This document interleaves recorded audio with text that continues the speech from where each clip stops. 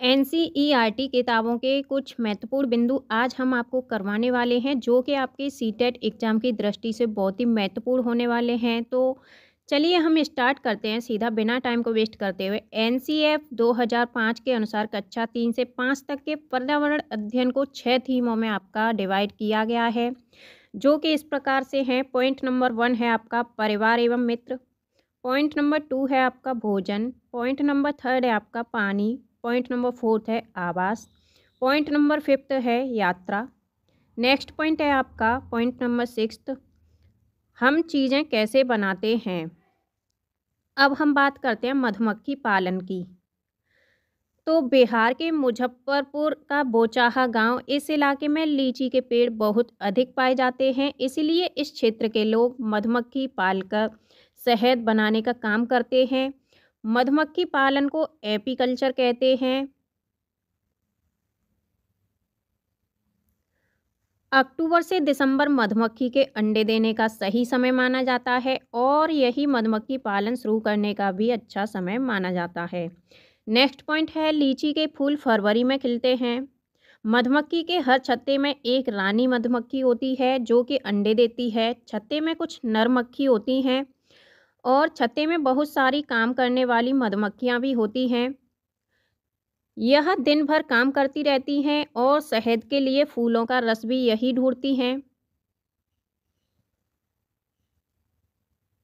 अब हम बात करते हैं नेक्स्ट पॉइंट। जब मधुमक्खी को रस मिल जाता है तो वह एक तरह का नाच यानी डांस करती हैं। उससे दूसरी मधुमक्खियों को पता चल जाता है कि रस कहाँ पर है। नेक्स्ट पॉइंट है वह रस से शहद बनाती हैं। छत्ता बनाने का काम भी इन्हीं का होता है और बच्चे पालने का काम भी इन्हीं का होता है। नेक्स्ट पॉइंट है आपका मधुमक्खी पालन में बक्से का प्रयोग किया जाता है। इस बक्से में चीनी का मीठा घोल डाला जाता है। नर मक्खी छत्ते के लिए कुछ खास काम नहीं करती। मधुमक्खी के डंक में फार्मिक एसिड होता है। नेक्स्ट पॉइंट हम बात करते हैं चींटियों के बारे में। तो चींटियां मिलजुल कर रहती हैं और चींटियों का काम आपस में बटा हुआ होता है। रानी चींटी अंडे देती है। सिपाही चींटियां बिल का ध्यान रखती हैं। काम करने वाली चींटियां भोजन ढूंढकर बिल तक लाती हैं और चींटियां चलते समय ज़मीन पर कुछ ऐसा छोड़ती हैं जिसे सूंघकर पीछे आने वाली चींटियों को रास्ता आसानी से मिल जाता है। और नोट है आपका, ये नोट लगा हुआ है, इसमें लिखा है दीमक और ततैये भी समूह में रहते हैं। यानी जो दीमक है और ततैया वो आपका ग्रुप बना करके रहते हैं। नेक्स्ट पॉइंट अब हम बात करते हैं रेशम का कीड़ा। तो रेशम का कीड़ा अपनी मादा को इसकी गंध से कई किलोमीटर दूरी से ही पहचान लेता है। नेक्स्ट पॉइंट है आपका मच्छर के बारे में। तो मच्छर हमारे शरीर की गंध, खासकर पैरों के तलवों की गंध और हमारे शरीर की गर्मी से हमें ढूंढ लेते हैं। मच्छर पानी में अंडे देते हैं। डेंगू, मलेरिया, चिकनगुनिया बीमारी मच्छरों के द्वारा फैलती है। रुके हुए पानी में या इकट्ठा हुए पानी में मलेरिया के मच्छर पैदा होते हैं, इसीलिए मच्छरों के प्रजनन को रोकने के लिए पानी में तेल डालना उचित आसान होता है। इससे पानी का पृष्ठ तनाव कम हो जाता है और ऑक्सीजन की आपूर्ति रुक जाती है, जिससे मच्छर का लार्वा पानी में ही मर जाता है। अब नेक्स्ट पॉइंट हम बात करते हैं कुत्ते के बारे में। तो कुत्तों की गलियों में अपनी जगह बटी हुई होती है। एक कुत्ता दूसरे कुत्ते के मलमूत्र की गंध से जान लेता है कि उसके इलाके में बाहर का कुत्ता आ गया है।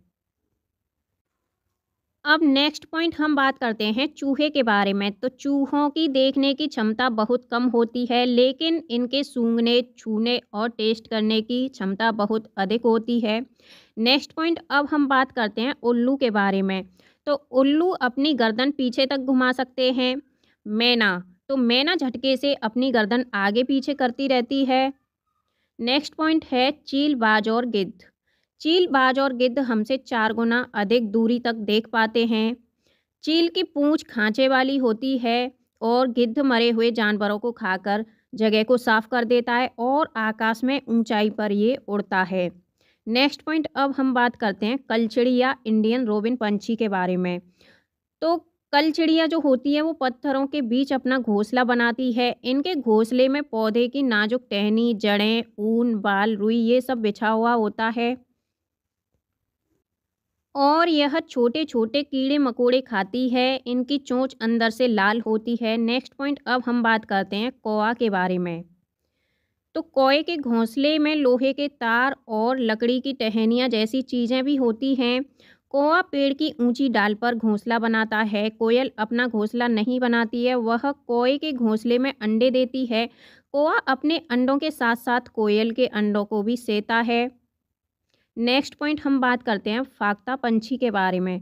तो फाख्ता कैक्टस कांटों के बीच या मेहंदी की मेड़ में अपना घोंसला बनाती है। नेक्स्ट पॉइंट है गौरैया। गौरैया अलमारी के ऊपर आईने के पीछे अपना घोंसला बनाती है। नेक्स्ट पॉइंट है बसंत गौरी। बसंत गौरी यह गर्मियों में टुक टुक करती रहती है, पेड़ के तने में गहरा छेद बना करके उसमें अंडे रखती है। नेक्स्ट पॉइंट है कबूतर के बारे में। तो कबूतर पुराने मकान या खंडर में अपना घोंसला बनाते हैं। नेक्स्ट पॉइंट है दर्जन चिड़िया। तो दर्जन चिड़िया अपनी नुकीली चोंच से पत्तों को सी लेती है और उसमें से एक थैली सी बना लेती है और उसमें अंडे देती है। शक्कर खोरा। शक्कर खोरा किसी छोटे पेड़ या झाड़ी की डाली पर अपना लटकता हुआ घोंसला बनाती है। इसका घोंसला बाल, मकड़ी के जाले, पतली टहनियाँ, बारीक घास और सूखे पत्ते, रुई, पेड़ की छाल के टुकड़े और कपड़ों के चीथड़ों से ये अपना घोंसले का निर्माण करती हैं। नेक्स्ट पॉइंट है नर बीवर पंछी। तो नर बीवर पंछी अपने घोंसले बनाते हैं। मादा बीवर पंछी उन सभी घोंसलों को देखती है, फिर उनमें से जो घोंसला सबसे ज़्यादा पसंद आता है उसमें ही वह अंडे देती है। यानी ये अपने घोंसले का निर्माण नहीं करती मादा बीवर पंछी। नेक्स्ट पॉइंट है पंछी केवल अंडे देने के लिए घोंसला बनाते हैं। जब अंडों से बच्चे निकल जाते हैं तो वह घोंसला छोड़कर उड़ जाते हैं। घोंसला छोड़कर पंछी अलग अलग जगह चले जाते हैं, जैसे कि पेड़ों पर, ज़मीन पर और पानी में।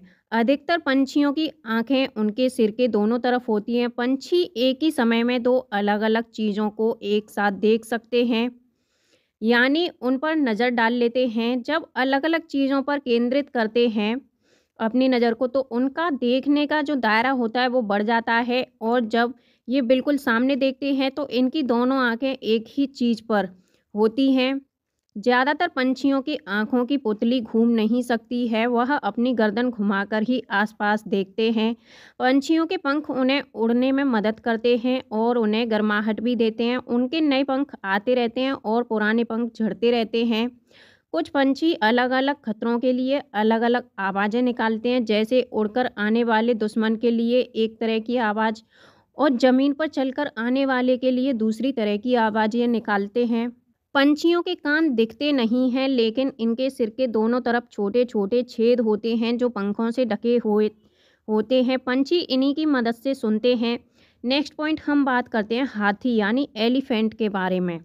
तो हाथी को पानी और कीचड़ में खेलना बहुत पसंद है, इससे उनके शरीर को ठंडक मिलती है। हाथी के कान पंखे जैसे होते हैं। गर्मी लगने पर हाथी अपने कान हिलाकर हवा करते हैं। 3 महीने के हाथी का वजन 200 किलोग्राम का होता है। एक बड़ा हाथी एक दिन में 100 किलोग्राम से ज़्यादा पत्ते और झाड़ियाँ खा लेता है। हाथी बहुत कम आराम करते हैं, एक दिन में केवल 2 से 4 घंटे ही हाथी सोता है और हाथी परेशानी आने पर एक दूसरे की हेल्प भी करते हैं। नेक्स्ट पॉइंट हम बात करते हैं हाथी के झुंड के बारे में। तो झुंड में केवल हथनियाँ और बच्चे ही रहते हैं। झुंड की सबसे बुजुर्ग हथनी ही पूरे झुंड की नेता होती है। अब हम बात करते हैं स्लॉथ के बारे में। तो स्लॉथ भालू जैसा दिखता है, पर ये भालू से अलग होते हैं। ये दिन में करीब 17 घंटे पेड़ों से उल्टे लटककर आराम से सोते रहते हैं। ये सप्ताह में एक बार सोच के लिए पेड़ों से नीचे उतरते हैं। जिस पेड़ में रहते हैं उसी के पत्ते खा करके ये अपना पेट भरते हैं। 40 वर्ष के अपने पूरे जीवन में ये सिर्फ 8 पेड़ों पर ही घूमते हैं। नेक्स्ट पॉइंट अब हम बात करते हैं बाघ के बारे में। तो बाघ अंधेरे में हमसे 6 गुना बेहतर देख सकते हैं। बाघ की मूंछें हवा में हुए कंपन को आसानी से भांप लेती हैं। जिससे उसे शिकार की सही स्थिति का पता चल जाता है और इससे वो अंधेरे में रास्ता ढूंढ लेते हैं। बाघ अपने इलाके में मूत्र करके अपनी गंध छोड़ता है। दूसरा बाघ इस गंध को तुरंत पहचान लेता है। नेक्स्ट पॉइंट अब है आपका, बाघ मौके के अनुसार अपनी आवाज़ बदलते रहते हैं। बाघ का गुर्राना 3 किलोमीटर दूर से सुना जा सकता है। बाघ के दोनों कान बाहर की आवाज़ इकट्ठा करने के लिए अलग अलग दिशाओं में बहुत ज़्यादा घूम जाते हैं। बाघ हवा से पत्तों के हिलने और शिकार की झाड़ियों में हिलने से हुई आवाज़ के अंतर को तुरंत भांप लेते हैं। नेक्स्ट पॉइंट हम बात करते हैं स्नेक यानी सांप के बारे में। तो हमारे देश में केवल 4 तरह के ही जहरीले सांप होते हैं, जिनके नाम हैं नाग, करेंत, दोबोइया तथा अफाई। जब सांप किसी को काटता है तो उसके 2 खोखले जहर वाले दांतों से उस व्यक्ति के शरीर में जहर चला जाता है। इस जहर से बचने के लिए उस व्यक्ति को सीरम नाम की दवाई दी जाती है। सांप के जहर से ही ये दवा बनाई जाती है। सांप के दांत नुकीले होते हैं, लेकिन वह अपने शिकार को चबाकर नहीं बल्कि ये पूरा निगल जाता है। नेक्स्ट पॉइंट है, मगरमच्छ के छोटे छोटे छेद जैसे कान होते हैं, लेकिन आसानी से ये दिखाई नहीं देते। छिपकली के भी छोटे छेद जैसे कान होते हैं। मछलियाँ खतरों की चेतावनी एक दूसरे को बिजली की तरंगों के माध्यम से देती हैं। डॉल्फिन भी अलग अलग तरह की आवाज़ निकालती है और एक दूसरे से बात करती हैं। गिलहरी के दांत हमेशा बढ़ते रहते हैं। दांतों से काटने और कुतरने के कारण इनके दांत घिस जाते हैं। बिल्ली के दांत नुकीले होते हैं, जो मांस को फाड़ने और काटने के काम में आते हैं। गाय गाय के आगे के दांत पत्तों को काटने के लिए होते हैं और पीछे के दांत चपटे और बड़े होते हैं, जो घास को चबाने के काम में आते हैं। जानवर जानवरों की खाल पर जो डिजाइन होते हैं वह उनके बालों के रंग के कारण होते हैं। दिन में जागने वाले जानवर आमतौर पर कुछ रंग ही देख पाते हैं और रात में जागने वाले जानवर हर चीज़ को सफ़ेद और काली रंग में देख सकते हैं। बहुत से जानवर किसी खास मौसम में लंबी गहरी नींद में चले जाते हैं, जैसे कि छिपकली। कुछ जानवर तूफान या भूकंप आने के कुछ समय पहले अजीब हरकतें करने लगते हैं। जंगलों में रहने वाले लोग समझ जाते हैं कि कुछ बुरा होने वाला है। जानवरों में भी देखने, सुनने और महसूस करने की शक्ति होती है। वैज्ञानिकों का मानना है कि कई जानवरों की अपनी पूरी भाषा होती है। जिन जानवरों के बाहरी कान व शरीर पर बाल होते हैं वे बच्चे देते हैं। जिन जानवरों के बाहरी कान व शरीर पर बाल नहीं होते वे अंडे देते हैं। स्तनधारियों की विशेषताओं में इनके शरीर पर बाल का पाया जाना और कान के मध्य भाग में 3 अस्थियां मेलियन, इनकस और स्टेप्स का पाया जाना प्रमुख होता है। नेक्स्ट पॉइंट है, घास का पौधा जितना जमीन के ऊपर होता है उससे कहीं ज़्यादा जमीन के अंदर फैला हुआ होता है। घास की जड़ें बहुत मजबूत होती हैं। इन्हें खुरपी से खोद कर ही निकाला जा सकता है। नेक्स्ट पॉइंट हम बात करते हैं बरगद के बारे में। तो बरगद के पेड़ की लटकन उसकी जड़ों तक होती है। ये टहनियों से निकलती है और आगे बढ़ते बढ़ते ज़मीन के अंदर चली जाती हैं। यह जड़ें मजबूत खंभों की तरह पेड़ को सहारा देती रहती हैं। नेक्स्ट पॉइंट है आपका रेगिस्तानी ओक के बारे में। तो ऑस्ट्रेलिया में रेगिस्तानी ओक पेड़ पाया जाता है, जिसकी ऊंचाई 11 से 12 फीट होती है और इसकी पत्तियां बहुत कम होती हैं। नेक्स्ट पॉइंट अब हम बात करते हैं, इसकी जड़ें ज़मीन के अंदर 250 से 300 फीट तक जाती हैं, जब तक पानी तक न पहुंच जाए। यह पानी पेड़ के तनों में जमा होता रहता है। जब कभी इस इलाके में पानी नहीं होता या पानी की कमी पड़ जाती है तो वहाँ के लोग तने के अंदर पतला सा पाइप डालकर पानी निकाल लेते हैं। अब हम बात करते हैं निपेंथिस पौधे के बारे में। तो निपेंथिस नामक पौधा इंडोनेशिया, ऑस्ट्रेलिया और भारत के मेघालय में पाया जाता है। यह पौधा कीड़े मकोड़ों और छोटे जीवों का शिकार करता है। यह पौधा लंबे घड़े जैसा दिखता है, जिसके ऊपर पत्ती का ढक्कन लगा होता है और इसमें से खुशबू निकलती है, जिसकी वजह से कीड़े मकोड़े उसके अंदर फंस जाते हैं। निपेंथिस पौधे को घटपर्णी पौधा भी कहा जाता है। नेक्स्ट पॉइंट है बीज यानी सीड्स के बारे में। तो बीज को प्राचीन समय में सूखी लौकी में रखकर उस पर मिट्टी का लेप कर देते थे और नीम की पत्तियां इन्हें कीड़ों से बचाती थीं।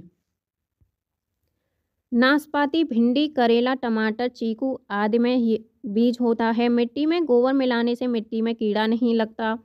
नेक्स्ट पॉइंट है फसल के बारे में। तो फसल एक ही प्रकार की फसल उगाने से और कई केमिकल्स का यूज करने से ज़मीन बंजर हो जाती है। क्रोटोन पौधे तो क्रोटन पौधे ज़मीन के बारे में उसकी दिशा को बताते हैं, यानी सिग्नल दे देते हैं। क्रोटन पौधे की जड़ ज़मीन के ज़्यादा गहरी नहीं जाती। जब मिट्टी सूखने लगती है तो इस पौधे की पत्तियां सूखने लगती हैं और झड़ने लगती हैं, जिससे मिट्टी का पता चल जाता है कि मिट्टी सूख रही है। तो यह एक प्रकार का सिग्नल होता है। जड़ें पौधों को सहारा देती हैं, जल तथा खनिजों को अवशोषित करती हैं और ह्यूमस उपलब्ध करवाती हैं। नेक्स्ट पॉइंट हम बात करते हैं सब्जियां। अधिकतर सब्जियां पौधों के फूल होती हैं और कुछ सब्जियां पौधों का फल भी होती हैं। हरी मिर्च, टमाटर, आलू आया है आपका साउथ अमेरिका से। गोभी और मटर आपका यूरोप से आए हैं। कॉफ़ी बीन्स और भिंडी अफ्रीका से आए हैं। सोयाबीन आपकी चीन से आई हुई है। नेक्स्ट पॉइंट हम बात करते हैं केंचुआ के बारे में। तो केंचुआ ज़मीन में छेद बनाकर मिट्टी को मुलायम कर देते हैं। झूम खेती के बारे में।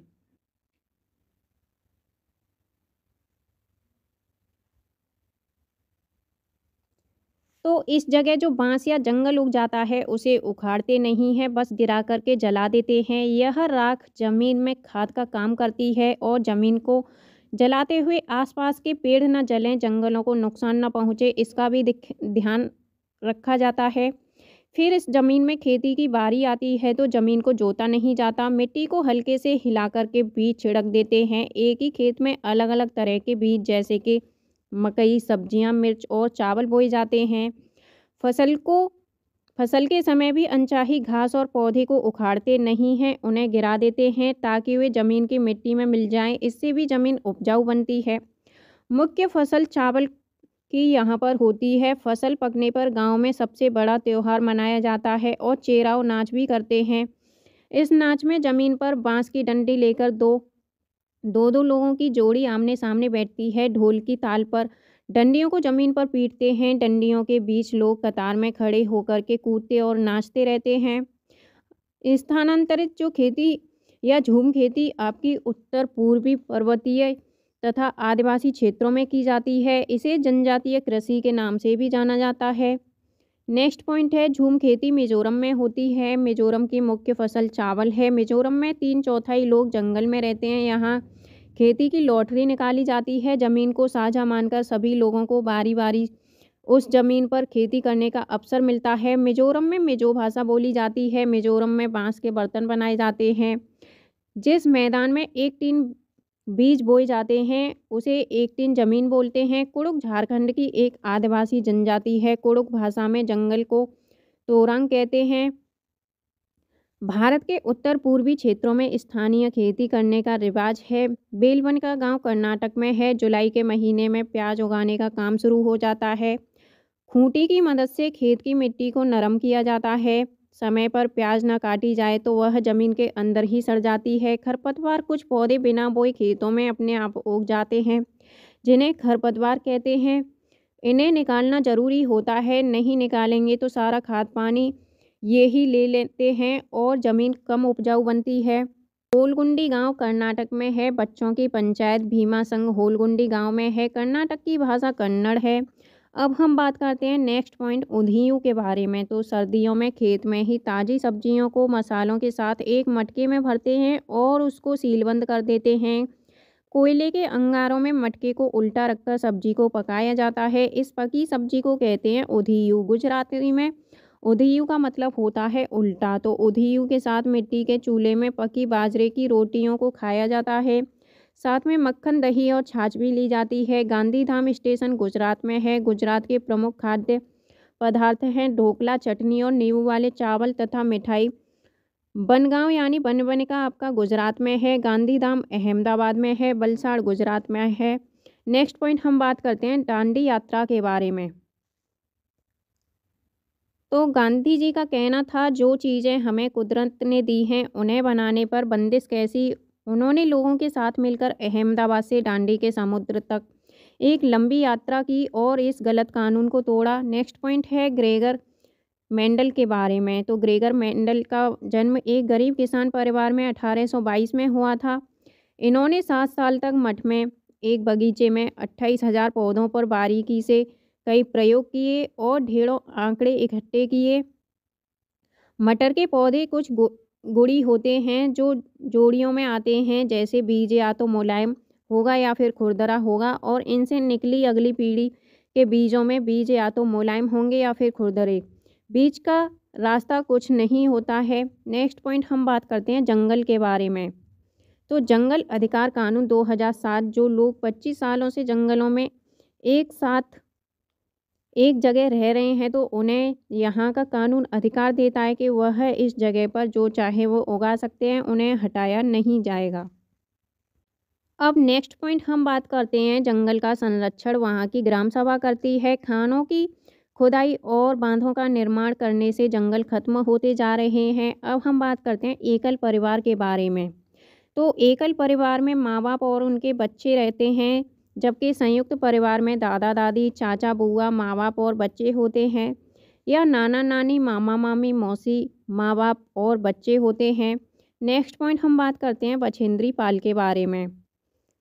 तो बछेंद्री पाल भारत की पहली और विश्व की 5वीं महिला थीं जिन्होंने माउंट एवरेस्ट की चोटी पर चढ़ाई की। बछेंद्री पाल बचपन में एक पिकनिक में गई थी, जहां वे 4000 मीटर ऊंची चोटी पर चढ़ गई थी। तब से ये कुल 12 वर्ष की थीं। ये उत्तराखंड में गढ़वाल एरिया में नाकुरी गांव में बड़ी हुई। इन्होंने नेहरू इंस्टीट्यूट ऑफ माउंटेनियरिंग से अपनी ट्रेनिंग ली। इनके गाइडर ब्रिगेडियर ज्ञान सिंह थे। 1984 में माउंट एवरेस्ट पे जाने के लिए टीम मेंबर बनी।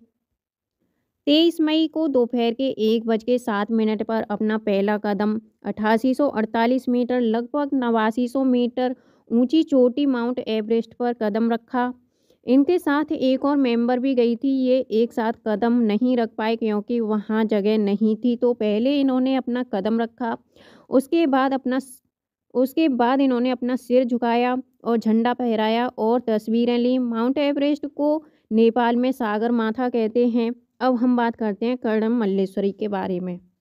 ये एक वेट लिफ्टर हैं, आंध्र प्रदेश की ये रहने वाली हैं। ये 130 किलोग्राम तक का वजन उठा लेती हैं। भारत के बाहर इन्होंने 29 मेडल जीते हैं और इनके पिताजी पुलिस में हवलदार थे। नेक्स्ट पॉइंट हम बात करते हैं सुनीता विलियम्स के बारे में। तो सुनीता विलियम्स 360 किलोमीटर दूर स्पेस में गई थी। सुनीता विलियम्स ने 6 महीने से ज़्यादा अंतरिक्ष में समय बिताया। वे सबसे लंबे समय तक स्पेस में रहने वाली महिला थीं।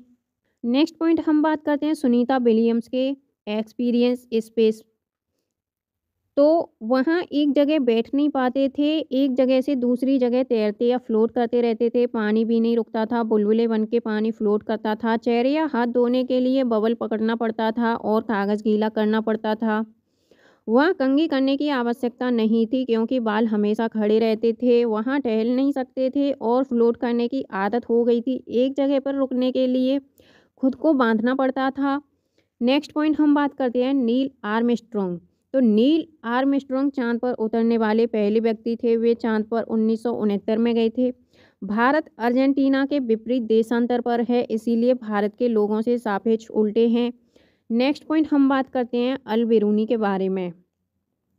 तो अल-बिरूनी ये 1000 से भी ज़्यादा साल पहले एक यात्री भारत में आए हुए थे। इनका नाम था अल-बिरूनी। अल-बिरूनी जिस देश से आए हुए थे उसका नाम है उज़्बेकिस्तान, यानी अल-बिरूनी उज़्बेकिस्तान से भारत में आए हुए थे। अल-बिरूनी ने बहुत ही बारीकी से चीज़ों और जगहों को देखा और इनके बारे में लिखा, ख़ास तौर से वे जो उन्हें अपने देश से अलग लगीं।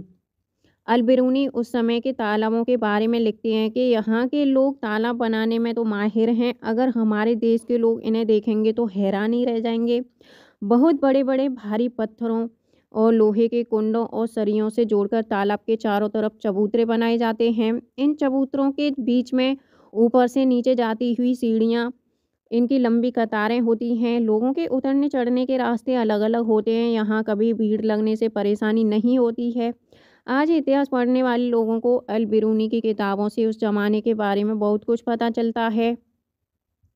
नेक्स्ट पॉइंट हम बात करते हैं चमकता सितारा यानी गर्ल स्टार के बारे में। तो सूर्यमणि एक चमकता सितारा गर्ल स्टार हैं। चमकते सितारे उन साधारण गर्ल्स की असाधारण कहानियाँ हैं जिन्होंने स्कूल जाकर के अपनी ज़िंदगी को बदला।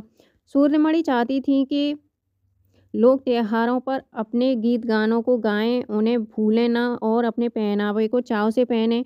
जड़ी बूटियों की समझ और बांस की चीज़ें बनाने की कला बच्चों में होती है, इन्हें भी बच्चे सीखें। नेक्स्ट पॉइंट हम बात करते हैं, अपनी स्कूल की भाषा तो सीखें ही, अपनी कुड़ुक भाषा का रिश्ता भी उससे जोड़ें। यह सब तोरंग केंद्र में होता है। तोरंग में कुड़ुक समाज और अन्य आदिवासियों की खास किताबों को संभाल कर रखा गया है। गाने बजाने की कई चीज़ें जैसे कि बांसुरी और तरह तरह के ढोल भी हैं। सूरमणि 21 साल की थीं जब उनसे बांसुरी दीदी और कई लोगों की मदद से एक केंद्र खोला गया। उसने इस जगह का नाम रखा तोरंग। कुड़ुक भाषा में तोरंग का मतलब होता है जंगल। नेक्स्ट पॉइंट अब हम बात करते हैं केरल के बारे में। तो केरल में टेपियोका ज़मीन के नीचे उगाया जाता है। यह एक प्रकार का फल होता है जिसे केरल के लोग उबाल करके खाते हैं। बल्लम लकड़ी की बनी छोटी एक नाव होती है जो केरल में पाई जाती है। केरल में मलयालम भाषा बोली जाती है। मलयालम में माँ की बड़ी बहन को बलियम्मा और नानी को अम्मूमा कहते हैं, चाचा को चिटप्पन और चाची को कुंजमा कहते हैं और पिता को अप्पा कहते हैं। केरल में एक जगह से दूसरी जगह आने जाने के लिए फेरी नाव का प्रयोग किया जाता है। केरल में एक जगह से दूसरी जगह आने जाने के लिए फेरी नाव का प्रयोग किया जाता है। केरल को मसालों का बगीचा भी कहते हैं। कथकली नृत्य केरल में होता है। यहाँ केले के फूलों से सब्जी बनाई जाती है। केरल में नारियल के पेड़ अधिक होते हैं। केरल का जो निकटवर्ती राज्य है तमिलनाडु और कर्नाटक है। इसकी राजधानी तिरुवनंतपुरम है। गुजरात से केरल तक यात्रा के बीच में महाराष्ट्र और कर्नाटक राज्य पड़ते हैं। कोझिकोड आपका केरल में है। मल्लापुरम जिला केरल में है। गोवा से केरल तक रेल के रास्ते में 92 सुरंग और 2000 पुल पड़ते हैं। तमिलनाडु भारत के दक्षिण में है। इसके पड़ोसी राज्य केरल, कर्नाटक और तेलंगाना है। नेक्स्ट पॉइंट अब हम बात करते हैं असम के बारे में। तो असम में घर ज़मीन से 10 से 12 फीट ऊपर होते हैं। ऊंचाई में बनाने की वजह होती है क्योंकि यहाँ भारी बारिश होती है और यहाँ बांस से बनाए जाते घर और अंदर भी इनमें लकड़ियों का प्रयोग किया जाता है। यहाँ बारिश बहुत अधिक होती है, कभी कभी घुटनों तक पानी भर जाता है। यहाँ बांस को गरीबों का टिम्बर कहते हैं। माघ बिहू 14 और 15 जनवरी असमिया कैलेंडर के 10वें महीने माघ की प्रथमा एवं द्वितीया तिथि को मनाया जाता है। पहले दिन को उरुका कहते हैं। इस दिन अस्थायी शेड यानी छप्पर बनाते हैं जिसे भेलाघर कहते हैं और सामूहिक भोज का आयोजन किया जाता है। बोरा यानी असम में खाए जाने वाले चावलों को एक प्रकार की ये किस्म होती है चावलों की जो पकने के बाद चिपचिपे हो जाते हैं। बिहू त्योहार चावल की नई फसल कटने पर असम में मनाया जाता है। भेलाघर घास और बांस से बनाया जाता है। ताऊ कढ़ाई को आग पर रखकर उसमें पानी उबालेंगे और भीगे हुए चावलों से भरी हुई कढ़ाई उस पर रख देंगे तथा केले के पत्ते से ढक देंगे। थोड़ी देर बाद चेवा चावल बन करके तैयार हो जाते हैं। औरतें पीले रंग के कपड़े पहनती हैं। लड़कियां रंग बिरंगी मेखला चादर पहनती हैं। नेक्स्ट पॉइंट है भात सुक्तो चावल और रसे वाली सब्जी को कहते हैं। अब हम बात करते हैं राजस्थान के बारे में। तो राजस्थान में मिट्टी के घर बनाए जाते हैं। घरों की दीवारें बहुत मोटी होती हैं। इन्हें लीप पोत कर सुंदर बनाया जाता है और उनकी छतें कटीली झाड़ियों की बनी होती हैं। राजस्थान में टैंक को टका भी कहते हैं। अपने आंगन में ज़मीन में गड्ढा खोदकर टैंक का निर्माण करते हैं और अपनी छतों का ढाल बनाते हैं जिससे कि बारिश का सारा पानी इन टैंकों में जा गिरे और बाद में इसे छानकर उपयोग में लेते हैं। यहाँ बारिश बहुत कम होती है। टेकलागांव 1600 मीटर ऊंचा है जो राजस्थान के झालरपतन या झलवार में है। राजस्थान के जोधपुर में खेजड़ली गांव के लोग पेड़ों को कटने से बचाने के लिए 300 साल पहले पेड़ों से चिपक कर खड़े हो गए थे। आज 300 साल के बाद भी यहाँ के लोग जो बिश्नोई कहलाते हैं पेड़ों और जानवरों की रक्षा करते हैं और ये पेड़ों और जानवरों के प्रति बहुत ही संवेदनशील हैं।